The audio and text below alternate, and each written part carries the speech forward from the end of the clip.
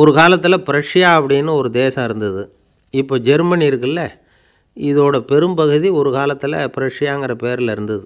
அப்போ அதுக்கு அரசராக இருந்தவர் மகா ஃப்ரெடரிக், அதாவது ஃப்ரெடரிக் தி கிரேட் அப்படின்னு சொல்லுவாங்க. அந்த ராஜாவுக்கு ஒரு சந்தேகம்.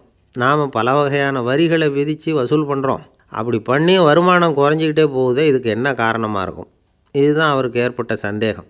ஒரு சமயம் அந்த அரசர் தம்முடைய அமைச்சர்களையும் பிரபுக்களையும் தளபதிகளையும் கூப்பிட்டு ஒரு விருந்து வச்சார். விருந்து முடிஞ்சதும் அவங்கள பார்த்து இந்த சந்தேகத்தை கேட்டார். வரிகள் அதிகமாக விதித்து வருமானம் குறையறதுக்கு என்ன காரணம் அப்படின்னு கேட்டார். பல பேருக்கு இதுக்கு சரியாக பதில் சொல்ல தெரியல.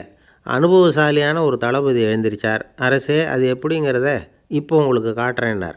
உடனே ஒரு பெரிய பனிக்கட்டி ஒன்றை தன்னுடைய கையில் எடுத்தார். அதை அப்படியும் எப்படியும் திருப்பி பார்த்தார். அப்புறம் அடுத்தவர்கிட்ட கொடுத்தார். அவரும் அதை அப்படியும் இப்படியும் திருப்பி பார்த்துட்டு அடுத்தபடியாக இருந்தவர்கிட்ட கொடுத்தார். இப்படியே இதை ஒவ்வொருத்தராக பார்த்துட்டு ஒவ்வொரு கையாக மாறி கடைசியில் மன்னர் கைக்கு போய் சேர்ந்தது. மன்னர் கைக்கு அந்த பனிக்கட்டி போய் சேர்ந்தப்போ அது கொஞ்சம் கொஞ்சமாக உருகி ஒரு பட்டாணி கடலை சைஸுக்கு ஆகிட்டுது. மன்னர் யோசனை பண்ணார், வரி அதிகமாக போட்டாலும் வந்து சேர்றது குறைவாக இருக்கிறதுக்கு என்ன காரணம் அப்படிங்கிறது அவருக்கு புரிஞ்சு போச்சு. காலம்தான் மாறிக்கிட்டு இருக்கே தவிர இந்த கையூட்டு வாங்குகிற பழக்கம் மாறினதாக தெரியல. இன்னொரு ராஜா இருந்தார். அவர் தன்னுடைய ராஜாங்கத்தில் லஞ்ச ஊழலே சுத்தமாக இருக்கக்கூடாது அப்படின்னு நினச்சார். அவர்கிட்ட பல்வேறு துறைகளுக்கும் பொறுப்பாக இருந்த பல பேரும் ரொம்ப சுத்தமாகவும் நேர்மையாகவும் இருந்தாங்க. ஒரே ஒருத்தர் மட்டும் எல்லார்கிட்டையும் லஞ்சம் வாங்கிட்டே இருந்தார். அவரை வேறு துறைகளுக்கு மாற்றி பார்த்தாரு. அந்த ராஜா என்னென்னமோ பண்ணி பார்க்குறாரு. எந்த வேலையை கொடுத்தாலும் அதுலேயும் லஞ்சம் வாங்கிறதுக்கு ஒரு வழியை உண்டு பண்ணிக்குவார் அந்த ஆள். ராஜாவுக்கு இது ஒரு பெரிய தலைவலியாக போட்டுது. இவர் என்ன பண்ணுறது, இவருக்கு என்ன வேலையை கொடுக்கறது, கொஞ்சம் கூட லஞ்சம் வாங்கிறதுக்கு சான்ஸே இல்லாத ஒரு வேலையை கொடுக்கணும் அப்படின்னு திட்டம் போட்டார். ஒரு நாள் அவருக்கு அந்த உத்தரவும் போட்டுட்டார். அதாவது அவருக்கு என்ன வேலைன்னா, கடற்கரையில் தான் அவருக்கு ஆஃபீஸ். அங்கேயே இருந்துக்க வேண்டியது. தினமும் எத்தனை கடல் அலை கரையில் வந்து மோதுது அப்படிங்கிறத கணக்கெடுத்து ராஜாவுக்கு தெரிவிக்க வேண்டியது. இதுதான் அவருக்கு வேலை. பேசாமல் அலையை எண்ணிட்டு உட்காந்துருக்கிட்டோம், அப்போவாவது அவர் லஞ்சம் வாங்குகிற சந்தர்ப்பம் இல்லாமல் போயிடும் அவருக்கு அப்படின்னு நினச்சார் ராஜா. இந்த ஆள் கடற்கரைக்கு போய் டியூட்டியில் ஜாயின் பண்ணிக்கிட்டார். ஒரே மாதத்தில் அங்கே சொந்தமாக ஒரு பிரம்மாண்டமான மாளிகை கட்டிவிட்டார். ராஜாவுக்கு இது பெரிய ஆச்சரியமாக போச்சு. அலையை என்ற வேலையில் அந்த ஆள் எப்படி பணம் சம்பாதிச்சார் அப்படின்னு விசாரித்து பார்த்தார் அக்கம் பக்கத்தில். அந்த ஆள் என்ன பண்ணியிருக்கிறாருன்னா, கடற்கரையில் போய் பொறுப்பை ஏற்றுக்கிட்ட உடனே அங்கே இருந்த மீனவர்கள்கிட்ட எல்லாம் இந்த கரையில் வந்து ஒரு நாளில் வந்து மோதுகிற அலைகள் எத்தனை அப்படின்னு கேட்டிருக்காரு. அது எப்படிங்க தெரியும்னு இருக்காங்க அவங்க. தினமும் அந்த எண்ணிக்கை தெரியணும். நம்ம ராஜாவுக்கு தினமும் அறிக்கை அனுப்பணும், டெய்லி ரிப்போர்ட்டு. தவறுனா நீங்கள் இந்த கடலில் போய் மீன் பிடிக்கிறதுக்கு ராஜாவோட அனுமதி கிடைக்காது அப்படின்ட்டுருக்கார். உடனே மீனவர்களும் பயந்து போட்டாங்க. கடலுக்கு போகிறதுக்கு அனுமதி இல்லைன்னா பட்டினி கிடக்கிறது மாதிரி ஆகிடுமே. மெதுவாக அந்த ஆளுகிட்ட போனாங்க. காதோட காதாக சொன்னாங்க, ஐயா, எங்களால் வந்து கடல் அலையை வந்து எண்ண முடியாது. தினமும் எங்களால் முடிஞ்சதை உங்களுக்கு பணமாக கொடுத்துட்றோம். நீங்கள் தான் ராஜா கிட்ட சிபாரிசு பண்ணி நாங்கள் தொடர்ந்து மீன் பிடிக்கிறதுக்கு அனுமதி வாங்கி கொடுக்கணும் அப்படின்னு வேண்டிக்கிட்டாங்க. பணம் தினமும் வந்து சேர ஆரம்பிச்சுட்டுது. பதவியில் மற்ற பதவியோட இந்த பதவி எவ்வளவோ மேல் அப்படின்னு நினச்சிட்டான் அந்த ஆள். அது மட்டும் இல்லை, தயவு பண்ணி என்னை இந்த இடத்த விட்டு மாற்றி விடாதீங்க சார் அப்படின்னு வேற கேட்க ஆரம்பிச்சிட்டானா. எனக்கு இது மட்டும்தான் சார் தெரியும், இதை தவிர வேறு எதுவும் தெரியாது அப்படின்னு சொல்லிக்கிட்டே காலம் தள்ளுறவங்க ரொம்ப பேர். அவங்களெல்லாம் கஷ்டப்பட வேண்டியிருக்கும். ஒருத்தர் தன்னுடைய தொழிலில் ரொம்ப கெட்டிக்காரராக இருக்கலாம்.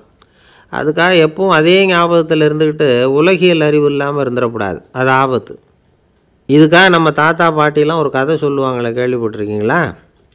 ஒரு சமயம் ஒரு 4 பேர் சேர்ந்து வெளியூருக்கு பிரயாணம் போனாங்களாம். அந்த 4 பேர் எப்படி தெரியுமா?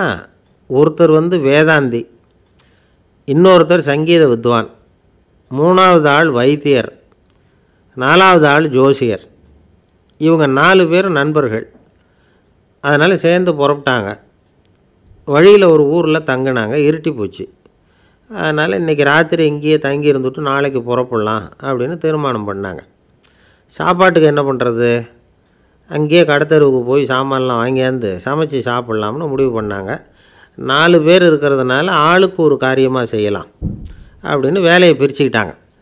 வைத்தியர் வந்து கரிகாய் வாங்க போனார், வேதாந்தி வந்து எண்ணெய் வாங்க போனார், ஜோசியர் வந்து பலசரக்கு வாங்க போனார், சங்கீத வித்வானுக்கு சமைக்கிற வேலை. எல்லாம் சரி. ஆனால் நடந்தது என்ன தெரியுமா?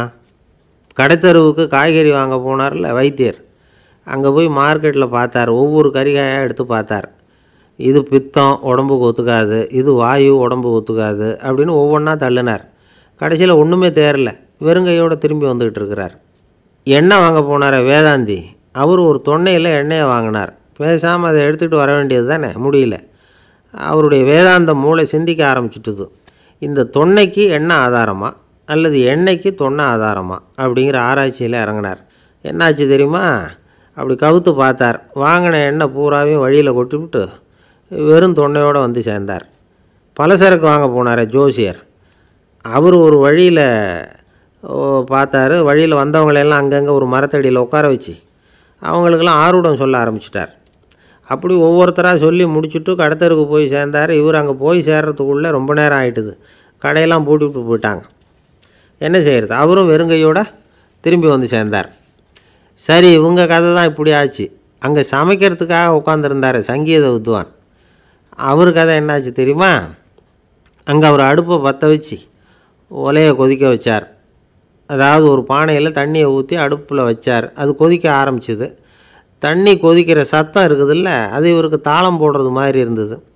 ஒரே குஷி, பாட ஆரம்பிச்சிட்டார். பாடிக்கிட்டே உற்சாகமாக கையில் இருந்த கரண்டியால் அந்த பானையில் தட்டினார், தாளம் போடுறதா நினச்சிக்கிட்டு. அவ்வளவுதான், பானை பட்டுன்னு உடஞ்சி போச்சு. தலையில் கையை வச்சுக்கிட்டு அவரும் உட்காந்துட்டார். எந்த தொழில் தெரிஞ்சாலும் சரி, அதை புத்திசாலித்தனமாக பயன்படுத்த தெரியலன்னா ஆபத்து தான். அதுக்காக தான் இந்த கதை. ஒரு பஸ்ஸு டிரைவர் ரொம்ப கெட்டிக்காரர். பஸ்ஸை ரொம்ப திறமையாக ஆபத்து இல்லாமல் ஓட்டினதுக்காக பரிசுலாம் வாங்கினவர். அவரே ஒரு படகு ஓட்டுறதுக்காக அழைச்சிட்டு போயிருக்கிறாங்க, மோட்டார் படகு. அதையும் ரொம்ப திறமையாக தான் ஓட்டிகிட்டு போயிருக்கிறாரு. நடுக்கடலில் போனதும் படகு நின்று போச்சு. மோட்டாரில் ஏதோ கோளாறு. என்ன செய்யலாம் அப்படின்னு அந்த டிரைவரை கேட்டிருக்கிறாங்க படகுல இருந்தவங்கெல்லாம். அப்போ அவர் சொன்னாராம், கவலைப்படாதீங்க, ஒன்றும் பிரச்சனை இல்லை, எல்லோரும் கொஞ்சம் கீழே இறங்கி பின்னாடி தள்ளுங்க, மோட்டார் ஸ்டார்ட் ஆகிடும் அப்படின்னாராம். ஒரு ஊரில் ஒரு இளைஞன் இருந்தான். ஒரு நாள் அவன் ஒரு குருவை தேடிக்கிட்டு புறப்பட்டான். ஊரை விட்டு வெளியில் போனான். போகிற வழியில் ஒரு காடு. அந்த காட்டில் ஒரு மரத்தடியில் ஒரு பெரியவர் உட்காந்துருக்கிறார். அமைதியாக மௌனமாக அவர் அமர்ந்திருக்கிறார். இந்த பெரியவரை விசாரிக்கலாம், குருவை தேடி கண்டுபிடிக்கிறதுக்கு இவர் ஏதாவது ஒரு வழி சொல்லி கொடுப்பார் அப்படின்னு நினச்சிக்கிட்டு அவரை நெருங்கினான். ஐயா, எனக்கு ஒரு குரு தேவை, எங்கே கிடைப்பார்? அவரை எப்படி அடையாளம் கண்டுபிடிக்கிறது? அதை பற்றி ஏதாவது விவரம் சொன்னீங்கன்னா நான் கண்டுபிடிச்சிக்குவேன் அப்படின்ட்டுருக்கான். பெரியவர் நிமிர்ந்து பார்த்தார். தம்பி, அது ரொம்ப சுலபம். அவர் வயசானவராக இருப்பார், என்னை விட சுமார் 30 வயசு அதிகமாக இருக்கும். அவர் ஒரு மரத்தடியில் தான் உட்காந்துருப்பார் அப்படின்ட்டுருக்கான். சரிங்க பெரியவரே, அது என்ன மாதிரியான மரம், எப்படி இருக்கும் அப்படின்னு கேட்டிருக்கான். பெரியவர் அந்த விவரங்களையும் சொல்லியிருக்கிறாரு. அது மட்டும் இல்லை, சந்திக்கிற நாள், நேரம், வினாடி முதற்கொண்டு எல்லா விவரங்களையும் துல்லியமாக சொன்னாராம். இவ்வளவு விவரங்களை இவரால் எப்படி சொல்ல முடியுது அப்படின்னு இவனுக்கு ஆச்சரியம். இருந்தாலும் அந்த பெரியவர் கடைசியாக ஒரு விவரம் சொன்னார். அது என்ன தெரியுமா? எப்படியும் நீ அவரை சந்திக்கிறதுக்கு ஒரு 30 வருஷம் ஆகும் அப்படின்னு சொல்லிவிட்டாராம். ரொம்ப நன்றிங்க பெரியவரே அப்படின்னு சொல்லிவிட்டு அந்த இளைஞன் புறப்பட்டுருக்கான். இப்போ அவனுக்கு குரு பற்றின விவரம் எல்லாம் கிடச்சிட்டுது, சந்திக்கிற நேரமும் தெரிஞ்சுட்டுது. ஆனால் 30 வருஷம் அவரை தேடி அலைய வேண்டியிருக்குமே. அவன் தேட ஆரம்பித்தான். காடு மலை எல்லாம் சுற்றி அலைஞ்சான். பல வருஷங்கள் தேடினான், அழுத்து போயிட்டான். கடைசியில் அவனுக்கும் வயசாகிட்டுது. கடைசியில் தன்னுடைய சொந்த ஊருக்கே திரும்பி போய்கிட்டு இருந்தான். அங்கே ஒரு மரத்தடியில் அவன் தேடிக்கிட்டு இருந்த குருநாதர் கிடைச்சார். யார் அவருன்னா, 30 வருஷத்துக்கு முன்னாடி வழி சொல்லி கொடுத்தாருல அதே பெரியவர். அவருக்கு இப்போ 30 வயசு அதிகமாக இருந்தது. அதே மரம். அன்னைக்கு பெரியவர் சொன்ன அடையாளம் இப்போ பொருத்தமாக இருந்தது. இப்போ அந்த பெரியவர் சொன்னார், சரியாக வந்து சேர்ந்துட்டேன், வா, உனக்காக தான் நான் இவ்வளவு காலமும் காத்துக்கிட்டு இருந்தேன் அப்படின்னாரான். என்ன சொல்கிறீங்கன்றிருக்கான். 30 வருஷத்துக்கு முன்னாடி என்கிட்ட வந்தியே, அப்போவே என் காலம் வந்து முடிஞ்சு போயிருந்தது. அப்போவே என்ன உனக்கு அடையாளம் தெரியல, அதனால் இவ்வளவு காலம் உனக்காக காத்துட்ருக்கும்படி ஆகிட்டுது அப்படின்னாராம். ஐயா, அப்போவே நீங்கள் சொல்லியிருக்கலாமே, இதுதான் 30 வருஷம் கழித்து நீ சந்திக்க போகிற இடம், நான் தான் உன்னுடைய குரு அப்படின்னு சொல்லியிருக்கலாமே அப்படின்ட்டுருக்கான். அந்த பெரியவர் சிரிச்சுக்கிட்டே இதுக்கு பதில் சொன்னாராம். நான் எவ்வளவோ விவரமாக தான் சொன்னேன், நீ சரியாக புரிஞ்சிக்கல. காரணம், அப்போது நீ போதுமான அளவுக்கு பக்குவம் பெற்றிருக்கவில்லை. அதனால் புரியும் சக்தி இல்லாமல் போயிட்டுதப்போ 30 ஆண்டு காலம் நீ அலைஞ்சி தெரிஞ்சிருக்கிற. அது காரணமாக இப்போ உனக்கு அந்த பக்குவம் வந்துட்டுது. அதனால தான் அடையாளம் காண முடிஞ்சுது, நானே உன்னுடைய குரு அப்படின்னாராம். இதிலேருந்து என்ன தெரியுதுன்னா, ஆன்மீகத்தில் மாணவனாக சேர்றதுக்கு கூட ஒரு பக்குவத்தன்மை தேவைப்படுது. ஒரு பெரிய ஞானி, அவர்கிட்ட சீடனாக இருக்க ஒருத்தன் வந்தான், எதிரில் நின்னான். ஞானி அவனை வெகு நேரம் உற்று பார்த்தார். அப்புறம் சொன்னார், சீடனாக இருக்கிறது ரொம்ப சிரமம்னார். நான் தயாராக இருக்கிறேன்னா. அது இன்னமும் சிரமமாச்சே, இங்கே குருவாக இருக்கிறது மட்டுமே சுலபம் அப்படின்னாராம். அப்படின்னா நான் குருவாகவே ஆயிடுறேன் அப்படின்னானா. இது போலவே இந்த காலத்தில் கதை ஒன்று உண்டு. ஒரு பள்ளிக்கூடத்தில் வகுப்பு ஆசிரியர் மாணவனை திட்டிக்கிட்டு இருந்தார். டேய், நீ 100க்கு 10 மார்க்கு தான் வாங்கிக்கிட்டு இருக்க. இவ்வளவு மோசமாக நீ படித்தா கடைசியில் மாடு மேய்க்கிறது கூட லாய்க்கு இல்லாதவனா ஆகிடுவேன். அதுக்கப்புறம் என்ன செய்ய போகிறேன் அப்படின்னாராம். பையன் தலையை சொரிஞ்சிக்கிட்டே சொன்னானா, சார் அப்படின்னா ஒன்று செய்கிறேன் அப்படின்னானா. இவர் கேட்டிருக்கார், என்ன செய்ய போகிறேன்னு. வேறு என்ன சார், உங்களை மாதிரி ஒரு ஆசிரியர் ஆகிடுறேன் அப்படின்னானா. இமயமலை அடிவாரத்தில் ஒரு மடம். அங்கே ஒரு சன்னியாசி இருந்தார். அவர்கிட்ட ஒருத்தர் வந்தார். சுவாமி, ஆசையை உதற நினைக்கிறேன், முடியல, ஒட்டிக்கிட்டே வருது அப்படின்னாராம். இப்படி உட்கார, ஒரு கதை சொல்கிறேன் அப்படின்னு சொல்லி அவர் சொல்ல ஆரம்பித்தாராம். அவர் சொன்ன கதை என்னென்னா, ஒரு ஊரில் ஒரு ஆள் இருந்தான். அவன் பேர் குப்புசாமி. அவன்கிட்ட எப்பவும் ஒரு பழைய தொப்பி இருக்கும், விடவே மாட்டான். அதனால் அவனை எல்லோரும் தொப்பி சாமி அப்படின்னு தான் கூப்பிடுறது வழக்கம். ஒரு புது தொப்பி வாங்கிக்கப்படாதாப்பா அப்படின்னு நண்பர்கள்லாம் சொல்லி பார்த்தாங்க. பணத்துக்கு எங்கே போவேன் அப்படின்னு விட்டானான். பணம் வச்சுருக்கான், செலவு பண்ண மனசு வரல, மகா கஞ்சன். பழைய பாட்டில்கள்லாம் வாங்கி விற்றுக்கிட்டு இருந்தான். அப்படி ஒரு தடவை பழைய கண்ணாடி சாமான்களை ஏலத்தில் எடுத்தப்போ அதில் ஒரு அருமையான சென்ட்டு பாட்டில் கிடச்சிது. உடனே ஒரு ஐடியா பண்ணான். அந்த சென்ட்டை சின்ன சின்ன பாட்டில்களில் அடைச்சி ஜன்னல் ஓரமாக அடுக்கி வச்சுட்டான். அதை விற்றா நிறைய பணம் கிடைக்குமே. அதனால் இதுக்கு இடையில் ஒரு நாள் அவன் அப்படியே உட்காந்துருந்தான். அந்த நேரம் நண்பன் வந்தான். ஏண்டா, உன் பழைய தொப்பியை மாற்றப்படாதா, ஊரில் எல்லோரும் கேலி பேசுகிறாங்களே உன்னை தொப்பி சாமின்னு அப்படின்னு சொல்லி கேட்டிருக்கான். இந்த சென்ட்டு பாட்டில் விற்றதும் பணம் வரும், அதுக்கப்புறம் பார்க்கலாம் அப்படின்னு நானா. இவன் சரி வா, நீச்சல் குளத்துக்கு போயிட்டு வருவோம் அப்படின்னு கூப்பிட்ருக்கான் நண்பன். 2 பேரும் போனாங்க. அதே நேரம் அந்த ஊர் நீதிபதியும் அங்கே குளிக்க வந்தாராம். அவர்கிட்ட இருந்தது விலை வசந்த ஒரு புது தொப்பி. அதை அங்கே இருந்த ஸ்டாண்டில் மாட்டிவிட்டு குளிக்க போனார். இதுக்கிடையில் குப்புசாமி குளிச்சுட்டு வந்தான். அவனுடைய பழைய தொப்பியை காணலை. அந்த புது தொப்பியை பார்த்தா இது நண்பனுடைய வேலை தான் அப்படிங்கிறதாக புரிஞ்சுக்கிட்டு அதை எடுத்து மாட்டிகிட்டு வந்துட்டான். நீதிபதி குளிச்சுட்டு வந்து பார்க்குறாரு, தொப்பியை காணும். போலீஸில் புகார் கொடுத்தார். அவங்க தேடினாங்க. ஒரு மூலையில் பழைய தொப்பி கிடச்சிது. அடடா, இது நம்ம குப்புசாமியோட தொப்பி இல்லையா அப்படின்னு நானா ஒருத்தன். உடனே அவன் வீட்டுக்கு தேடிட்டு போயிருக்காங்க. அங்கே போய் பார்த்தா புது தொப்பி அங்கே இருக்குது. உடனே அவனுக்கு 1000 ரூபா அபராதம் போட்டாங்களாம். அவன் பணத்தை கட்டிவிட்டு ரொம்ப எரிச்சலோடு வீட்டுக்கு வந்தான். பழைய தொப்பி கண்ணில் பட்டுது. மறுபடியும், உன்னால் தானே எனக்கு 1000 ரூபா நஷ்டம் அப்படின்னு சொல்லி அதை எடுத்துக்கிட்டு அப்படி போயிருக்கான். அந்த ஊர் குளத்தில் வீசி எரிஞ்சிட்டு வந்துட்டான். அது மீன் பிடிக்கிற ஒருத்தன் கையில் சிக்கிச்சு. அவன் வர்ற வழியில் அதை எடுத்து வேகமாக வீசி எறிஞ்சான். அது நேராக குப்புசாமி வீட்டு ஜன்னல் வழியாக உள்ளே இந்த சென்ட்டு பாட்டில்கள் மேலே விழுந்து எல்லாம் உடஞ்சி நொறுங்கி போச்சு. குப்புசாமி பார்த்தான். தோட்டத்தில் ஆழமாக ஒரு குழியை வெட்டினான். அந்த தொப்பியை போட்டான், மூடிவிட்டான். இதை அடுத்த வீட்டுக்காரன் பார்த்தான். ஏதோ புதையல் தான் வச்சுருக்கான் போல இருக்குன்னு நினச்சான். போலீஸில் போய் புகார் கொடுத்துட்டான். மறுபடியும் போலீஸ் குழியை தோண்டினாங்க. பழைய தொப்பி மறுபடியும் வெளியில் வந்தது. எல்லோரும் சிரிக்கிறாங்க. அன்னைக்கு ராத்திரியே அந்த தொப்பியை எடுத்துக்கிட்டு நேராக புறப்பட்டான். ஒரு கல்லில் அதை சேர்த்து கட்டி குடிநீர் தொட்டி இருக்கும்ல, அதில் போட்டுட்டு வந்துட்டான். இனிமேல் என்ன பண்ணும் பார்ப்போன்னு. ஒரு நாள் திடீர்னு குழாயெல்லாம் அடைப்பட்டு போச்சு. மாநகராட்சி அலுவலர்கள் என்னன்னு பார்த்தா அந்த பழைய தொப்பி குழாயை அடைச்சிக்கிட்டு இருக்குது. இது குப்புசாமியோட தொப்பிங்கிறது தான் எல்லாருக்கும் தெரியுமே. உடனே குடிநீரை பாழாக்கணத்துக்காக குப்புசாமிக்கு கோர்ட்டு 2500 ரூபா அபராதம் போட்டுவிட்டுது. அதையும் கட்டிவிட்டு வெளில வந்தான். கடைசியாக முடிவு பண்ணான். ஒரு நெருப்பு குச்சியை கிழிச்சான். தொப்பியை கொளுத்தினான். எரிஞ்சுது. எடுத்து வெளில எரிஞ்சான். கொஞ்ச நேரத்தில் தீ அணைப்பு படம் வந்துட்டுது. ஆமாம், இவன் எடுத்து எரிஞ்சது வெளியில் விழுந்து வீட்டு கூரையே பற்றிக்கிட்டு எரிய ஆரம்பிச்சுட்டுது. அவனோட பணத்தாசையும் அதோடு சேர்ந்து எரிஞ்சு போச்சான். இப்படி ஒரு கதை. இந்த கதையை சொல்லி முடித்தார் அந்த இமயமலை அடிவாரத்தில் இருந்த சன்னியாசி.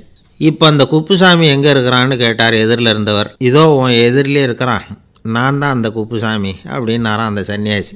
அந்த குப்புசாமிகிட்ட இருந்தது மாதிரி ஒரு பழைய தொப்பி நம்ம ஒவ்வொருத்தர்கிட்டையும் உண்டு. அதை எப்படி தொலைக்கிறதுன்னு தெரியாமல் தடுமாறிக்கிட்டு இருக்கிறோம். அது என்ன தொப்பிங்கிறீங்களா? அதுதான் நம்மை சூழ்ந்திருக்கிற மாயை அப்படிங்கிறார் சுவாமி சின்மயானந்தர். மெய்ஞானம் கிடைக்கிறப்போ மாயை எரிஞ்சு போகும் அப்படிங்கிறது அவருடைய கருத்து.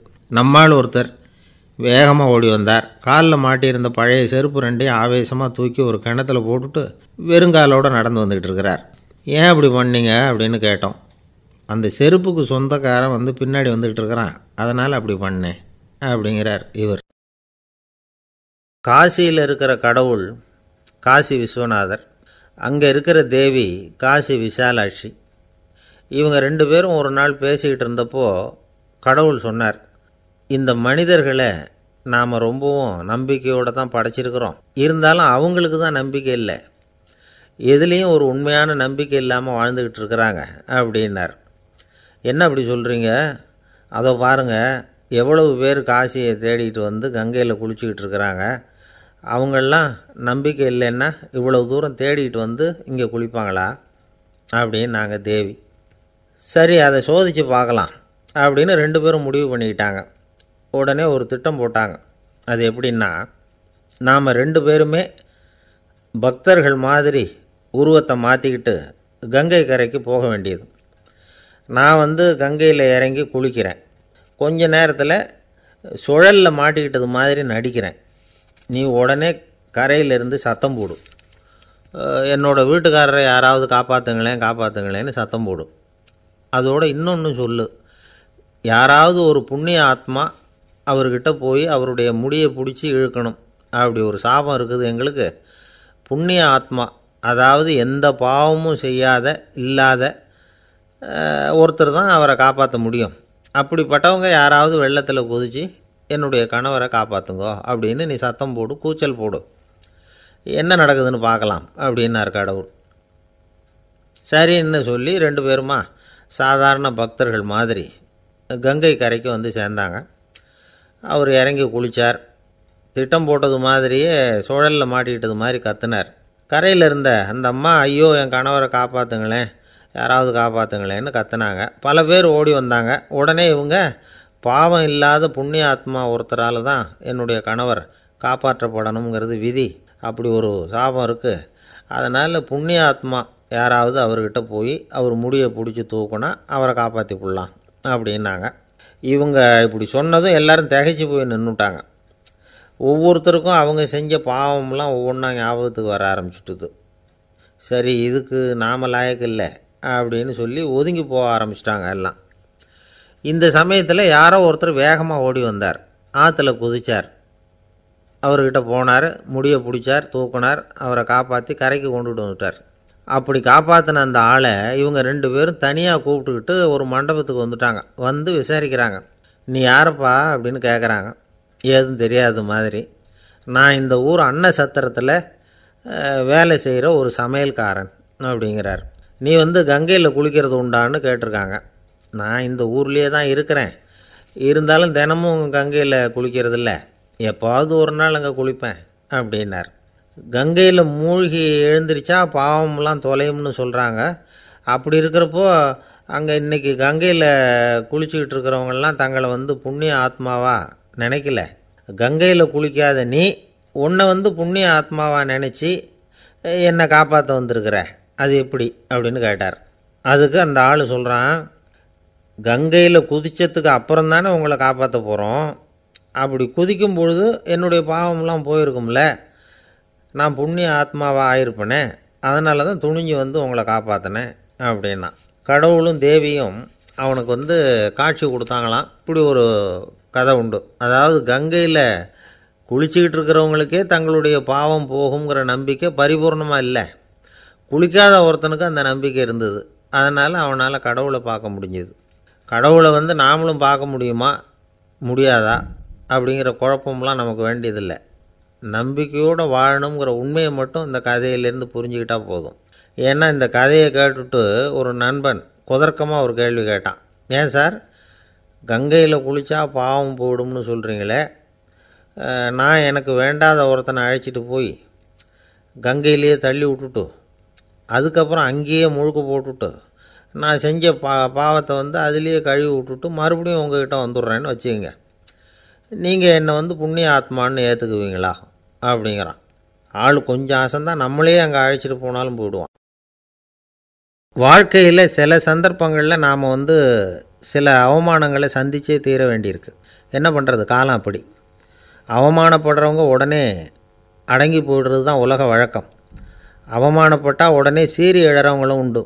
ஆனால் அதையே ஒரு சவாலாக எடுத்துக்கிட்டு முன்னுக்கு வர்றவங்களும் சில பேர் இருக்கிறாங்க. அவங்க ரொம்ப அபூர்வம். இன்றைக்கி மனோதத்துவ நிபுணர்கள்லாம் என்ன சொல்கிறாங்க தெரியுமா? அவமானப்பட்டுட்டா உடனே அடங்கி போயிடக்கூடாதான். அதையே ஒரு சவாலாக எடுத்துக்கிட்டு மனசில் ஒரு வைராக்கியத்தோடு முயற்சி பண்ணினா வாழ்க்கையில் எல்லாரும் முன்னேறலாமா. அவமானங்கிறத நாம் வைராக்கியமாக மாற்றிக்கணும். அதுதான் வெற்றிக்கு வழி. ராமர் இந்த பூமியில் பிறந்ததே ஒரு வைராக்கியத்தினால தான் சார் அப்படின்னார் ஒருத்தர். எப்படிங்க அது அப்படின்னு கேட்டேன். அவர் சொன்னார், தசரதருக்கு ராமர் குழந்தையாக பிறக்கணும், அப்போ தான் இங்கே இருக்கிற கஷ்டங்கள்லாம் நீங்கும் அப்படின்னு சர்வ லோகமும் எதிர்பார்த்துக்கிட்டு இருக்குது. ஆனால் அவர் எப்போ பிறப்பார் அப்படின்னு யாருக்கும் தெரியல. அந்த காரியம் சீக்கிரம் நடக்கணுமே, அதுக்கு என்ன பண்ணுறது? நாரதர் வந்தார் ஒரு நாள் தசரதரை தேடி. தசரதா, உனக்கு ஒரு செய்தி தெரியுமான்னு ஆரம்பித்தார். அவர் எப்பவும் இப்படித்தானே ஆரம்பிக்கிறது வழக்கம். என்ன விஷயம்னு கேட்டார் தசரதர்.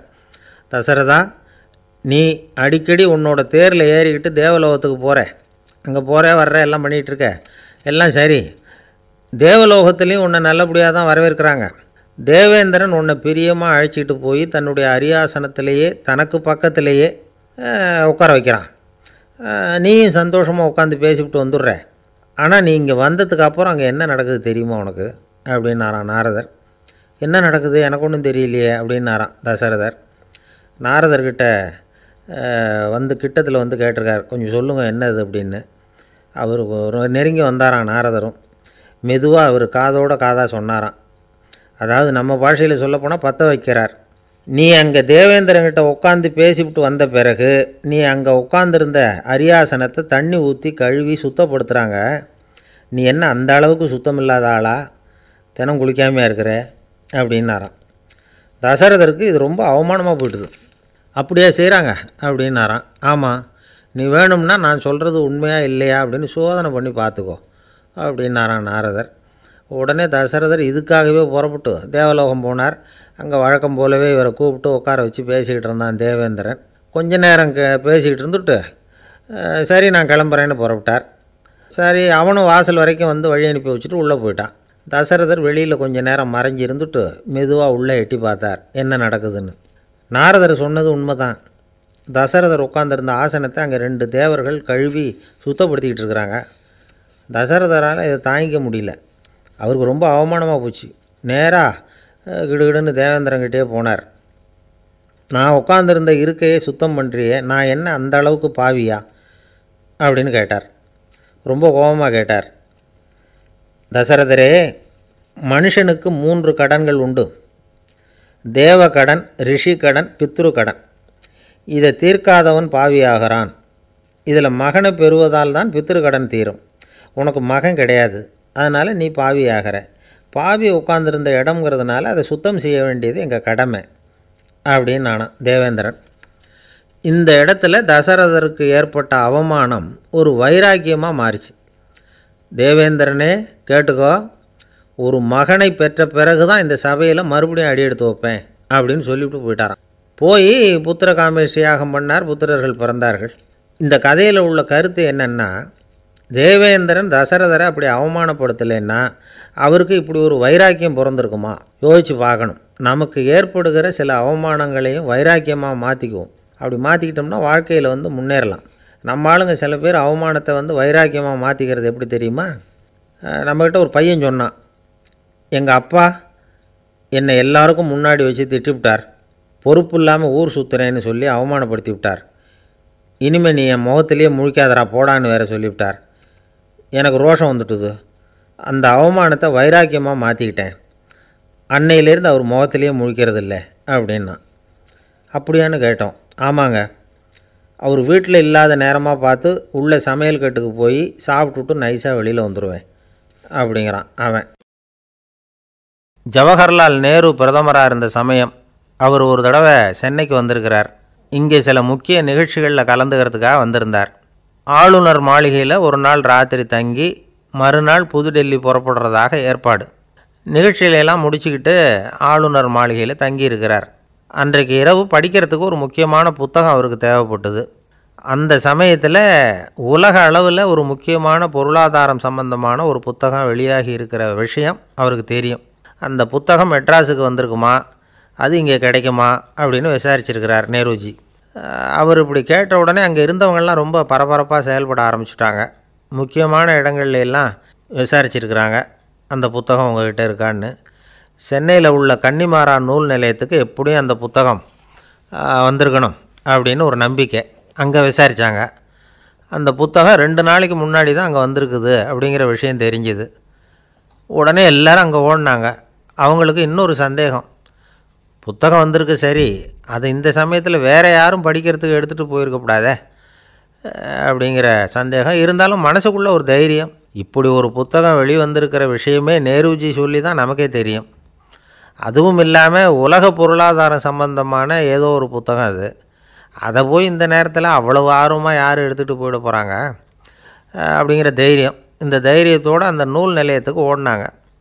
புத்தகத்தை தேடினா அது கிடைக்கல, யாரோ எடுத்துகிட்டு போயிருக்கிறாங்க. நேருவுக்கு மட்டுமே தெரிஞ்சிருந்த அந்த புத்தகம் பற்றின விஷயம் சென்னையில் வேற ஒருத்தருக்கும் தெரிஞ்சிருக்குது. உடனே எல்லோரும் பரபரப்பாக அதுக்குன்னு இருக்கிற ரிஜிஸ்டர் இருக்குல்ல, பதிவேடு, அதை புரட்டி பார்க்குறாங்க யார் எடுத்துகிட்டு போகிறாங்கன்னு தெரிஞ்சுக்கிறதுக்காக. எடுத்துகிட்டு போனவங்க அதில் கையெழுத்து போட்டிருப்பாங்கல்ல, அதை பார்த்து யாருன்னு தெரிஞ்சுக்கலாம் அப்படிங்கிறதுக்காக தான் அதை புரட்டுறாங்க. அதோ அந்த புத்தகத்தோட பேர் பக்கத்தில் அதை எடுத்துக்கிட்டு போனவங்க கையெழுத்து உத்து பார்க்குறாங்க எல்லாரும். அதில் போட்டிருக்குது பேர் CN அண்ணாதுரை அப்படின்னு எழுதியிருந்தது. அவர் தான் பேரறிஞர் அண்ணா. நேரு படிக்க விரும்பின ஒரு புத்தகத்தை அதே நேரம் படிக்க விரும்பின இன்னொரு தலைவர் இவர். படிக்கிறதுல அவருக்கு இருந்த ஆர்வத்தை நாம் தெரிஞ்சுக்கணும்னா அதுக்கு எவ்வளவோ சம்பவங்கள் இருக்குது. கடைசி காலத்தில் அவர் அடையாறு மருத்துவமனையில் படுத்திருக்கிறார். அவருக்கு ஒரு முக்கியமான அறுவை சிகிச்சை செய்ய வேண்டியிருக்குது அவசரமாக. அமெரிக்காவிலேருந்து டாக்டர் மில்லர் வந்திருக்கிறார். அவர்கிட்ட கேட்குறார், டாக்டர் நாளைக்கே அறுவை சிகிச்சை செய்ய போகிறீங்களா அப்படின்னு. ஆமாங்கிறார் டாக்டர் மில்லர். நாளைக்கு மறுநாள் செஞ்சுக்கிறேனே அப்படின்னாரான் அண்ணா. ஏன் ஏதாவது நாள் பார்க்குறீங்களான்னு கேட்டிருக்கார். இல்லை, ஒரு புத்தகத்தை படிச்சுக்கிட்டு இருக்கிறேன், அதை நாளைக்குள்ளே முடிச்சிருவேன், அதுக்கப்புறம் நான் இறந்தாலும் கவலை இல்லை அப்படின்னாரான் இவர். அவர் தான் அறிஞர் அண்ணா. சங்ககால நூல்கள்லேருந்து சமீபத்தில் வந்த நூல்கள் வரைக்கும் எல்லாம் அவர் படிச்சிருக்கிறார். ஒரு திருமண விழாவில் அவர் பேசும்பொழுது சொன்ன விஷயம் இது. சங்க காலத்தில் காதலியை மணக்க விரும்புகிறவனுக்கு அவனுடைய தந்தை வீர சோதனைகள்லாம் வைப்பார். போய் புலிப்பல் கொண்டுக்கிட்டு வா, அப்போ தான் என் பொண்ணை கொடுப்பேன் அப்படின்னு சொல்லுவார். காதலன் உடனே காட்டுக்கு போவான், ஒரு புலியை கொன்று அதனுடைய பல்லை கொண்டுக்கிட்டு வருவான். அதை வீர பதக்கத்தில் பதிச்சு அவனுக்கு மாமனார் சூட்டுவார் கல்யாண சமயத்தில். இப்போலாம் காதலன் கிட்ட அப்படி சொல்ல முடியாது. இப்போலாம் காதலன்கிட்ட காட்டுக்கு போய் புலிப்பல் கொண்டுக்கிட்டு வான்னு யாராவது சொன்னால் புலி தான் மாப்பிள்ளையாக வந்து சேரும் அப்படின்னார். ஒரு கடைக்கு போனேன், 5 ரூபா பணத்தை எடுத்து கொடுத்தேன். ஒரு தினசரி பத்திரிகையை கேட்டேன். அவர் உடனே அங்கே அடுக்கி வச்சுருந்த பத்திரிகையில் ஒன்று எடுத்து என் கையில் கொடுத்தார். வாங்கிக்கிட்டேன். மீதி பணத்தை எடுத்தார். அதையும் என் கையில் கொடுக்கணும்ல, கொடுக்கல. எதிரில் இருந்த பலகையில் வச்சு எடுத்துக்க சொன்னார். எப்பவும் அவர் அப்படி தான் பண்ணுவார். நானும் எடுத்துக்கிட்டு வந்துடுவேன். இவர் ஏன் இப்படி பண்ணுறாருங்கிறது எனக்கு ரொம்ப நாளாக ஒரு சந்தேகம். ஒரு நாள் அவர்கிட்டயே இதை கேட்டுவிட்டேன். ஏங்க, நீங்கள் உங்கள் கடைக்கு வந்து பொருள்கள் வாங்குறவங்களுக்கு நீங்கள் பாக்கி சில்லறையை கொடுக்குறப்போ பலகையில் வச்சு விட்றீங்க, கையில் கொடுக்க மாட்டேங்கிறீங்களே, ஏன் அப்படின்னு கேட்டேன். காசை கையில் கொடுத்தா நம்மக்கிட்ட இருக்கிற லட்சுமி போயிடுவா சார் அப்படின்னார். அதாவது பணம் செலவாயிடும் அப்படின்னு அர்த்தமா. இன்னொரு நண்பர், அவர் ஒரு நாள் வழக்கத்துக்கு மாறாக ரொம்ப சோகமாக உட்காந்துருக்கிறார். ஏங்க என்னாச்சு, ஏன் இப்படி கப்பலே கவிழ்ந்தது மாதிரி உட்காந்துருக்குறீங்க அப்படின்னு கேட்டேன். கப்பலே கவிழ்ந்திருந்தா கூட நான் இப்படி கவலைப்பட மாட்டேன் சார், வேறு ஒன்று நடந்து போச்சுன்னார். என்னன்னு கேட்டேன். என் உச்சந்தலையில் பல்லி ஒன்று விழுந்துட்டுதுன்னார். அதுக்காகவா இப்படி அப்படின்னு ஆச்சரியப்பட்டேன். ஆமாங்க, பல்லி உச்சந்தலையில் விழுந்தால் பலன் என்னன்னு பஞ்சாங்கத்தில் பார்த்தேன், மரணம்னு போட்டிருக்கு அப்படின்னு சொல்லிவிட்டு அவர் தொடர்ந்து கவலைப்பட ஆரம்பிச்சிட்டார். இப்படியும் ஒருத்தர், என் கூட வேலை பார்க்குற ஒருத்தர் எப்படி தெரியுமா, தினமும் வலது காலை வச்சு தான் ஆஃபீஸுக்கு உள்ளே நுழைவார். என்றைக்காவது தவறுதலாக இடது காலை வச்சு உள்ளே வந்துட்டார்னா அன்னைக்கு பூரா மனசு சங்கடப்படுவார், எந்த வேலையும் சரியாக ஓடாது. கேரம் போர்டு ஆடுற ஒருத்தர் எப்போ ஆட உட்காந்தாலும் ஸ்ட்ரைக்கரை கை தவறி கீழே விழுற மாதிரி பண்ணி அதுக்கப்புறம் அதை எடுத்துக்கிட்டு ஆட உட்காருவார். ஏன்னா எப்போவும் ஒரு தடவை நிஜமாகவே அது கை தவறி கீழே விழுந்திருக்குது, அன்னைக்கு பிரமாதமாக ஜெயிச்சுட்டார் உடனே ஒரு முடிவுக்கு வந்துட்டார், கை தவறுனா லாபம் அப்படின்னு. அதுக்கப்புறம் அதையே பழக்கமாக்கிக்கிட்டார். பூனை குறுக்க போனால் சகுனம் சரியில்லைன்னு நினைக்கிறவங்க உண்டு. ஆனால் ஒருத்தர் எப்படி தெரியுமா, அவர் வெளியில் கிளம்புற சமயம் பக்கத்து வீட்டு ரேடியோவில் மியாவ் மியாவ் பூனைக்குட்டின்னு பாட்டு சத்தம் கேட்டால் கூட போதும், சகுனம் சரியில்லைன்னு பிரயாணத்தை கேன்சல் பண்ணிவிடுவார். இப்போ இவ்வளவும் எதுக்கு சொல்கிறோம்னா, அளவுக்கு மீறின சகுன நம்பிக்கைகள் இருக்குது பாருங்கள், இதோட பயமும் சேர்ந்துக்கிட்டதுன்னு வச்சுக்கோங்க, இது ஒருத்தருடைய மனநிலையை பாதிச்சிடும். இது உளவியல் நிபுணர்கள் சொல்கிற கருத்து. வாழ்க்கையே தடுமாற வச்சிரும். பாதுகாப்பு இல்லாத உணர்வு, ஒரு விதமான டிப்ரெஷன் மனநிலை, இதெல்லாம் தான் இதுக்கு காரணமாக அமையலாம். சில பேர் காய்கறி நறுக்க கத்தியை கையில் எடுத்தால் கூட நேரம் சரியாக இருக்கா அப்படின்னு பார்த்துட்டு தான் வேலையை ஆரம்பிக்கிறது வழக்கம். அறிவு தான் மனசுக்கு வாத்தியாராக இருக்கணும், அப்போ தான் வாழ்க்கை நிம்மதியாக இருக்கும். அறிவு மனசு சொல்கிறபடியெல்லாம் கேட்க ஆரம்பிச்சுட்டுதுன்னா இடைஞ்சல் தான். ஒருத்தருக்கு 7ஆம் நம்பர் தான் ராசியான நம்பரான், 7ஆம் தேதி தான் எந்த காரியத்தையும் ஆரம்பிப்பாராம். 7 எழுத்து வர்றது மாதிரி பேரை மாற்றி வச்சுக்கிட்டார். 7 மணிக்கு தான் தினமும் எழுந்திருப்பார். 7ஆம் நம்பர் வீட்டில் தான் குடியிருக்கார். கல்யாணம் கூட 7ஆம் தேதி தான் பண்ணிக்கிட்டார்.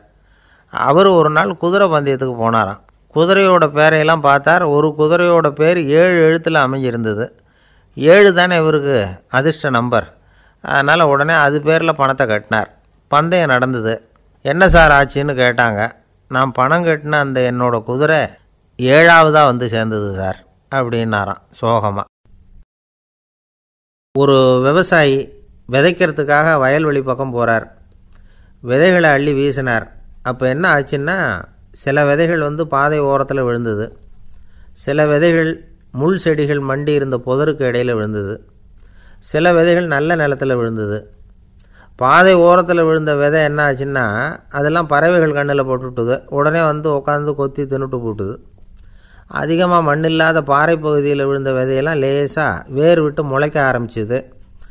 அதுக்கப்புறம் வேர் கீழேயும் ஆழமாக போக முடியல, மேலேயும் சூரிய வெப்பம் அதிகம் தாங்க முடியல, எல்லாம் காஞ்சி கருகி போட்டுது.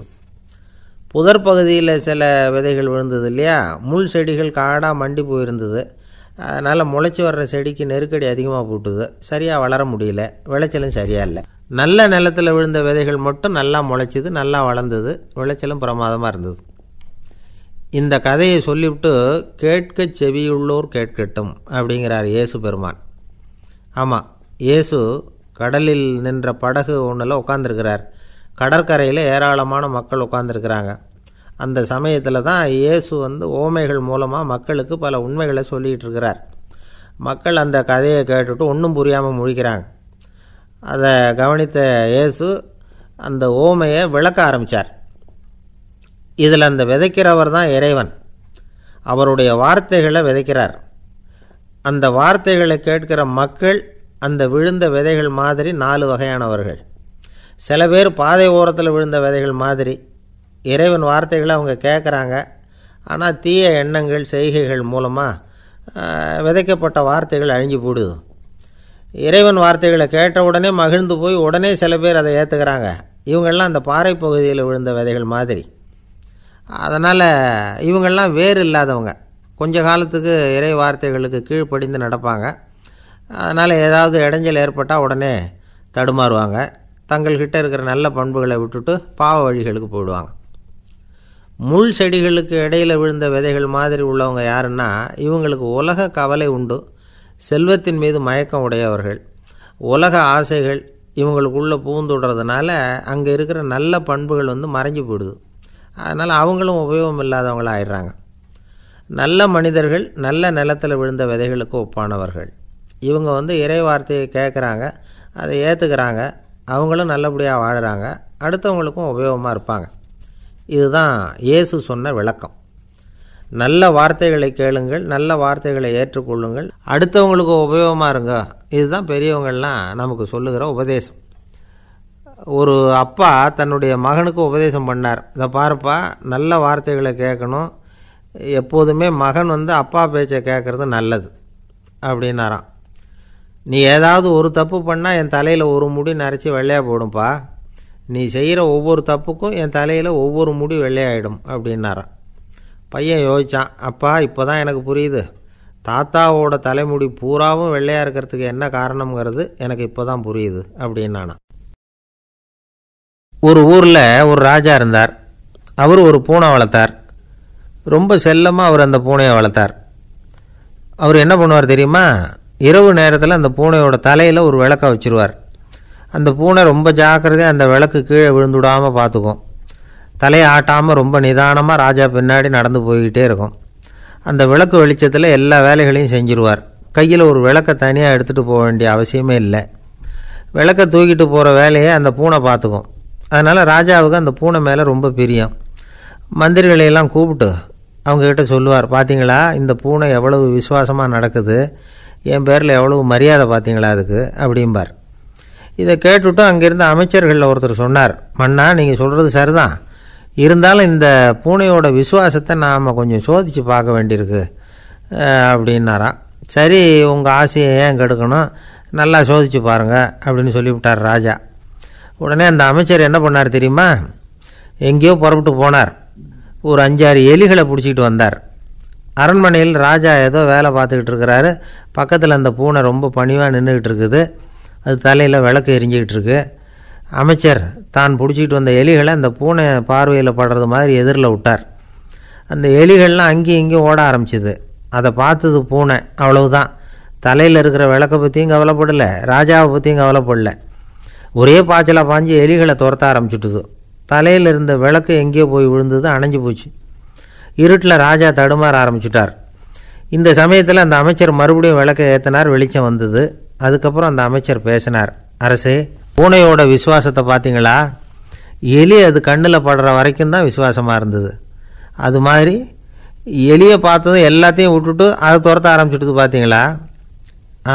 தான் அந்த பூனையை பற்றி நினச்சது தப்புங்கிறது அதுக்கப்புறம் தான் அந்த ராஜாவுக்கு புரிஞ்சுதான். சரி, இப்போ எதுக்கு இந்த கதையெல்லாம் அப்படிங்கிறீங்களா? இந்த பூனை மாதிரி தான் நம்ம மனசும்.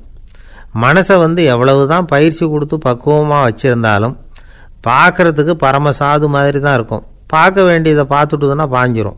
இந்த பூனை மாதிரி புலன் இன்ப பொருள்கள் கிட்டாத வரைக்கும் மனம் அடங்கி இருக்கிறது மாதிரி தான் தெரியும். கொஞ்சம் வாய்ப்பு கிடைச்சாலும் அது குதிக்க ஆரம்பிச்சிடும், தப்பு பண்ண ஆரம்பிச்சிடும். பெரிய பெரிய முனிவர்கள் வாழ்க்கையில் நடந்த வீழ்ச்சி இதை தான் நிரூபிக்குது. புலன்களின் ஆற்றல் அதிகம். அதனால் மனக்கட்டுப்பாடு பயிற்சிகளில் ரொம்ப எச்சரிக்கையாக இருக்கணுங்கிறார் சுவாமி சிவானந்தர். மது பழக்கத்தையே விட்டுவிட்டேன்னு உறுதியாக இருப்பான். கடை கண்ணில் பட்டுவிட்டுதுன்னா காலை அவனை கேட்காமலே இழுத்துக்கிட்டு உள்ளே போயிடும். இதுதான் மனசுங்கிறது. அதுதான் அந்த ராஜா வளர்த்த பூனை. நம்மால் ஒருத்தன் அந்த ராஜா பூனை தலையில் விளக்க வச்சது மாதிரி இவன் தன்னுடைய தலையிலேயே ஒரு விளக்கை ஏற்றி வச்சுக்கிட்டு என்னத்தையோ தேட ஆரம்பித்தான். தேடிக்கிட்டு இருக்கிறான். தலையை ஆட்டாமல் நிதானமாக நடந்து ரொம்ப நேரமாக தேடிகிட்டு இருக்கிறான். அந்த சமயம் அங்கே வந்த ஒருத்தர், என்னத்தை தேடுறீங்கன்னு கேட்டார். அதுதான் மறந்து போச்சு அப்படின்னு இழுத்தான். சரி, கொஞ்சம் இப்படி உட்காருங்க, ஞாபகம் வந்ததும் தேட ஆரம்பிக்கலாம் அப்படின்னார் அவர். இவன் கொஞ்ச நேரம் உட்காந்து யோசித்தான். அப்புறம் திடீர்னு எழுந்திரிச்சான். ஞாபகம் வந்துட்டுதுன்னா. என்னன்னு கேட்டார். எங்கள் வீட்டில் இருந்த விளக்கை எங்கே வச்சேன்னு தெரியல, அதை தான் தேடிக்கிட்டு இருக்கிறேன், ஏற்றி வைக்கலாம்னு பார்க்குறேன் அப்படின்னா. ஒரு ராஜா இருந்தார். நாடு பூராவும் நிறைய மரங்களை நட்டு வளர்க்கணுங்கிறது அவரோட ஆசை. தானே அதுக்கு முன்மாதிரியாக இருக்கணும்னு நினச்சார். அரண்மனையை சுற்றி மரங்களை நட்டு வளர்த்தார். இதை பார்த்துட்டு ஜனங்களும் அவங்கவுங்க வீட்டை சுற்றி மரக்கன்றுகளை நட்டு வளர்த்தாங்க. கொஞ்ச காலத்தில் ஊர் பூரா பசுமையாக மாறிச்சு. எல்லாருக்கும் சந்தோஷமாக இருந்தது. இது ஒரு பக்கம் இருக்கட்டும். இப்போ நான் சொல்ல போகிற கதை வேறு. அதாவது அந்த ராஜா ஒரு நாள் தன்னுடைய அரண்மனையை சுற்றி இருக்கிற விதவிதமான மரங்களை எல்லாம் போய் பார்த்தார். எப்படி இருக்கிறீங்க அப்படின்னு ஒவ்வொரு மரத்துக்கிட்டையும் விசாரித்தாராம். எந்த மரமும் சந்தோஷமாக இருக்கிறதா தெரியல. அதுக்கும் மனசில் ஒரு குறை. முதல்ல ஆலமரத்துக்கிட்ட போனார். அது சொல்லிச்சு, மண்ணா, நான் நல்லா பெருசாக வளர்ந்துருக்கிறேன், அடர்த்தியாக இருக்கிறேன், கிளையெல்லாம் 4 பக்கமும் நல்லா படர்ந்து தான் இருக்குது, இருந்தாலும் எந்த பிரயோஜனமும் இருக்கிறதா தெரியல எனக்கு. என்னுடைய பழம்லாம் ரொம்ப சின்னதாக இருக்குது, என் கண்ணுக்கு சரியாக புலப்பட மாட்டேங்குது. நான் இருக்கிற சைஸுக்கு என்னுடைய கிளையில் இருக்கிற பழம்லாம் எவ்வளோ பெருசாக இருக்கணும், அது இத்தினூண்டு இருக்கிறது எனக்கு பெரிய அவமானமாக இருக்குது.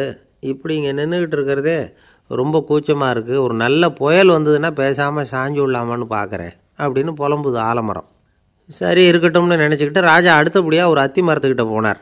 அதுவும் புலம்ப ஆரம்பிச்சுட்டுது. நான் கூட பெரிய மரம் தான் இல்லை, இலையெல்லாம் அழகாக தான் இருக்குது, பழம் அழகாக இருக்குது, இருந்தாலும் உள்ள விஷயம் இல்லையே. அத்தி பழத்தை புட்டு பார்த்தா அத்தனையும் சொத்தை அப்படின்னு பழமொழியே உண்டாயிட்டுதே. இப்படி ஒரு கெட்ட பேரோடு நான் இருக்கணுமா அப்படின்னு புலம்புது அது. சரி இது இருக்கட்டும் அப்படின்னு சொல்லி அடுத்தபடியாக வேப்ப மரத்துக்கிட்ட போனார். அது தன்னுடைய வேதனையை வெளியிட்டது. எனக்கு எவ்வளவோ மருத்துவ குணங்கள்லாம் இருக்கிறதா சொல்லிக்கிறாங்க, இருந்தாலும் என்ன பிரயோஜனம், என்னுடைய பழத்தை மனிதர்கள் யாரும் விரும்பி சாப்பிட்றது இல்லையே அப்படின்னுது. ராஜா அடுத்தாப்புல இருந்து ஒரு பனை மரத்துக்கிட்ட போனார். நான் நல்லா உயரமாக தான் வளர்ந்துருக்கிறேன், மற்ற மரங்கள்லாம் என்னை அண்ணாந்து தான் பார்க்கணும், இருந்தாலும் என்கிட்ட நிழலுக்காக யாரும் ஒதுங்கிறது இல்லையே அப்படின்னுது. என்ன இது எல்லா மரமும் இப்படி திருப்தி இல்லாமல் இருந்துக்கிட்டு இருக்குதே அப்படின்னு நினச்சிக்கிட்டே ராஜா அடுத்தபடியாக அங்கே இருந்த ஒரு பைன் மரத்துக்கிட்ட போனார். அழகாக உயரமாக பசுமையாக தான் இருந்தது, ஆனால் பழமோ பூவோ கிடையாது. அதை நினச்சி அது வருத்தப்பட்டுக்கிட்டு இருக்குது. ஓக் மரம் அது ஒன்று நின்றுட்டு இருந்தது. அது என்ன சொல்லிச்சுன்னா, இலையுதிர் காலத்தில் என் மேலே இருக்கிற எல்லா இலைகளும் உதிர்ந்து போடுது, முடி கொட்டின மனிதர்கள் மாதிரி மொட்டையாக நான் நிற்க வேண்டியிருக்குது, என்ன வாழ்க்கை இது அப்படின்னு சொல்லி அழுத்துக்கிட்டது. சரி புளிய மரம் என்ன சொல்லுது பார்ப்போம்னு அதுக்கிட்ட போனால், என்னுடைய நிழலில் யாருமே தங்க மாட்டாங்க, உடம்புக்கு சூடுன்னு ஒதுங்கி போயிடுவாங்க, அடிமரத்தை பார்த்திங்கன்னா பட்டையெல்லாம் உறிஞ்சி பார்க்குறதுக்கே கேவலமாக இருப்பேன் அப்படின்னுது அது.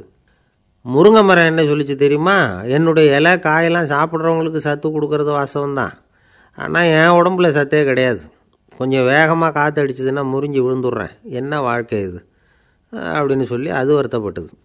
ராஜா யோசனை பண்ணார், என்ன இது மரங்கள் பூமியின் வரங்கள்னு சொல்கிறோம், மழை பெய்யறதுக்கு அதுதான் காரணம், பூமி செழிப்பாக இருக்கிறதுக்கும் அதுதான் காரணம், வீடு கட்டுறதுக்கு மரம், நாற்காலி செய்ய உபயோகப்படுத்துறதுக்கும் அதுதான் உபயோகப்படுது, மனுஷனுக்கு வேண்டிய ஆகாரங்களையும் கொடுக்குது, இப்படிலாம் இருந்தும் எல்லா மரமும் நிம்மதி இல்லாமல் இருந்துக்கிட்டு இருக்குதே அப்படின்னு நினச்சார். அப்போது அங்கே இருந்த ஒரு மகிழ மரம் அவர் கண்ணில் பட்டுது. அந்த மரம் மட்டும் கொஞ்சம் நிம்மதியாக மகிழ்ச்சியாக இருக்கிறது மாதிரி தெரிஞ்சுது. உடனே ராஜா அதுக்கிட்ட போனார். உனக்கு மனசில் எதுவும் குறை இல்லையான்னு கேட்டார். இல்லை நான் சந்தோஷமாக தான் இருக்கேன்னு அந்த மகிழ மரம். அப்படியான்னு ஆச்சரியமாக கேட்டார் ராஜா. ஆமாம் மன்னா, இந்த இடத்துல நீங்கள் ஒரு முருங்கை மரத்தையோ வேப்ப மரத்தையோ கூட நட்டிருக்கலாம், ஆனால் இந்த இடத்துல நடுறதுக்கு என்ன தேர்ந்தெடுத்துருக்குறீங்க, அதுவே எனக்கு பெருமை, அதுவே எனக்கு திருப்தி அப்படின்னு தான் மகிழ மரம். மகிழ மரம் சாதாரணமாக தான் இருக்கும், இளம் மஞ்சள் நிறத்தில் பூக்கள், அது காய்ந்தும் மனம் வீசும். மகிழ மரம் மாதிரி மன திருப்தியோடு வாழறதுக்கு நாம் கற்றுக்கணுமா. நாம் இந்த உலகத்தில் ஒரு நாயாவோ நரியாவோ கூட பிறந்திருக்கலாம், மனுஷனாக பிறந்திருக்கிறோம், அதுவே பெருமை தானே. இந்த நிறைவு தான் மகிழ்ச்சியின் ரகசியம். ஒரு பையன் அப்பா கிட்ட போய், அப்பா நீங்கள் இந்த உலகத்தில் ஒரு மனுஷனாக பிறந்தது என்னோட அதிர்ஷ்டம் நானா. ஏண்டா அப்படி சொல்கிறேன்னு இருக்கார் அப்பா. நீங்கள் ஒரு கரடியாக பிறந்திருந்தா இந்நேரம் நானும் ஒரு கரடி குட்டியாக தானே இருந்திருப்பேன் அப்படின்னு நானா பையன். இந்த உலகத்தில் நாம் நல்லபடியாக இருக்கணும்னா அதுக்கு முக்கியமாக தேவைப்படுறது ரெண்டு. ஒன்று செல்வம், இன்னொன்று அறிவு. சரி, இது ரெண்டில் சிறந்தது எது அப்படின்னு ஒரு கேள்வி கேட்டால் என்ன பதில் சொல்கிறது? இதே கேள்வியை ஹஸ்ரத் அலி அவர்கள்கிட்ட கேட்டாங்களாம். அவர் ஒரு பெரிய அறிஞர். கேள்வி கேட்டவங்களும் சாதாரண ஆட்கள் இல்லை, இவங்களும் அறிஞர்கள். ஒரு நாள் ஹஸ்ரத் அலி அவர்கள்கிட்ட 10 அறிஞர்கள் வந்தாங்களாம். ஐயா, நாங்கள் 10 பேரும் உங்ககிட்ட ஒரே கேள்வியை தான் கேட்க வந்திருக்கிறோம், ஆனால் எங்கள் 10 பேருக்கும் நீங்கள் தனித்தனியாக பதில் சொல்ல முடியுமா அப்படின்னு கேட்டிருக்காங்க. அதாவது அவங்க ஒரே கேள்விக்கு இவர்கிட்ட இருந்து 10 விதமான பதில் எதிர்பார்க்குறாங்க. சரி கேளுங்க, என்ன கேள்வி அப்படின்னார் அவர். அப்போ தான் அவங்க கேட்டாங்களாம், செல்வம் அறிவு இது ரெண்டில் சிறந்தது எது, இதுதான் கேள்வி. ஹஸ்ரத் அலி என்ன பண்ணார் தெரியுமா? அவங்கள ஒவ்வொருத்தராக கூப்பிட்டார், ஒவ்வொரு விதமான பதிலை சொல்லி அனுப்புனார். முதல்ல ஒருத்தரை கூப்பிட்டார், சொன்னார், அறிவுங்கிறது தீர்க்கதரிசிகள், ஞானிகள், மகான்கள் இவங்களோட பரம்பரை சொத்து, ஆனால் செல்வங்கிறது கொடுங்கோலரின் ஆயுதம், அதனால் அறிவு தான் சிறந்தது அப்படின்னார். ரெண்டாவது ஆளை கூப்பிட்டார், உங்ககிட்ட செல்வம் இருந்தால் நீங்கள் தான் அதை காப்பாற்றணும், ஆனால் அறிவு உங்களை எப்பவும் காப்பாற்றும், ஆகவே அறிவு தான் சிறந்தது அப்படின்னார். மூணாவது ஆளை கூப்பிட்டார், செல்வந்தனுக்கு எப்போதும் விரோதிகள் அதிகம், ஆனால் அறிஞனுக்கு நண்பர்கள் அதிகம், அதனால் அறிவு தான் சிறந்ததுன்னார். அடுத்தவரை கூப்பிட்டார், செல்வம் அடுத்தவங்களுக்கு கொடுக்க கொடுக்க குறையும், ஆனால் கல்விங்கிறது அதிகரிச்சுக்கிட்டே வரும், கொடுக்கறதுனால குறையாது, அதனால் அறிவு தான் சிறந்ததுன்னார். இன்னொருத்தரை கூப்பிட்டார், அறிவு உள்ளவன் எப்பவும் அதை அடுத்தவங்களுக்கு வாரி வழங்கிக்கிட்டே இருப்பான், அதனால் அவங்ககிட்ட தாராளத்தன்மை இருக்கும், ஆனால் செல்வந்தன்கிட்ட கஞ்சத்தனம் தான் இருக்கும், அதனால் அறிவு தான் சிறந்ததுன்னார். 6வது நபரை கூப்பிட்டார். செல்வத்தை கள்வர்கள் திருடிட்டு போக முடியும், ஆனால் அறிவை அப்படி திருடிட்டு போக முடியாது அப்படின்னார். 7வது நபரை கூப்பிட்டார். செல்வம் கால ஓட்டத்தில் அழிஞ்சிரும், ஆனால் அறிவை கால ஓட்டம் ஒன்றும் பண்ண முடியாது, ஆகவே அறிவே சிறந்ததுன்னார். 8வது ஆளை கூப்பிட்டு சொன்னார், செல்வத்துக்கு எப்பவும் எல்லை உண்டு, நிறை உண்டு, அளவு உண்டு, கணக்கு உண்டு, ஆனால் அறிவுக்கு அப்படிப்பட்ட எல்லை எதுவும் கிடையாது, அதனால் அதுதான் சிறந்ததுன்னார். அடுத்தவனை கூப்பிட்டார். செல்வம் உள்ளத்தில் உள்ள ஒளியை போக்கிவிடும், இருட்டை உண்டாக்கிவிடும், விரிந்த மனப்பான்மையை குறுகலாக்கிவிடும், ஆனால் அறிவு அப்படி இல்லை, இருண்ட உள்ளத்தில் ஒளியை பாய்ச்சி அதை விசாலப்படுத்துது, அதுதான் சிறந்ததுன்னார். கடைசியாக 10வது நபரை கூப்பிட்டார். செல்வம் மனசில் செருக்கை உண்டாக்குது, ஆணவத்தை ஏற்படுத்துது, அதனால் நானே கடவுள்னு நினைக்கிற அளவுக்கு மனுஷனை தாழ்த்தி விடுது, ஆனால் அறிவு பணிவையும் பண்பாட்டையும் வளர்க்குது, அதனால் அறிவு தான் சிறந்ததுன்னார். ஆக இப்படி 10 பேருக்கும் 10 விதமாக பதில் சொன்னது மூலமாக ஹஸ்ரத் அலி அவர்கள் அறிவு தான் செல்வத்தை விட சிறந்தது அப்படிங்கிறதுக்கு 10 காரணங்களை சுட்டி காட்டியிருக்கார். அந்த அறிஞர் 10 பேர் கேட்ட ஒரே கேள்விக்கு 10 பதில் சொன்னார். நமக்கு வேண்டிய ஒருத்தர் 10 பேர் கேட்ட கேள்விக்கு ஒரே பதில் சொல்லி சமாளித்தார். கேள்வி என்ன தெரியுமா? என்கிட்ட வாங்கின கடனை எப்போயா திருப்பி கொடுக்க போகிற? இதுதான் அந்த 10 பேரும் கேட்ட ஒரே கேள்வி. இந்த மாதம் 26ஆம் தேதி தந்துடுறேன் அப்படிங்கிற ஒரே பதில் சொல்லி அவ்வளவு பேரையும் இவர் அனுப்பி வச்சுட்டாராம். எல்லாரும் போனதுக்கப்புறம் இவரை தனியாக கூப்பிட்டு கேட்டிருக்கிறாங்க, அது என்ன சார் கணக்கு, 26ஆம் தேதி அன்னைக்கு என்ன அதிசயம் நடக்க போகுது அப்படின்னு கேட்டிருக்காங்க. அதிசயம் அன்னைக்கு இல்லை, அதுக்கு நாளே நடக்க போகுதுன்னாராம். விவரமாக சொல்லுங்கன்னு இருக்காங்க. வேறு ஒன்றும் இல்லைங்க, 26ஆம் தேதி தானே எல்லாரையும் வர சொல்லியிருக்கிறேன், அதுக்கு நாளே நான் புறப்பட்டு தலைமறைவாயிட போகிறேன் அப்படின்னாராம் ரொம்ப பெருமையாக.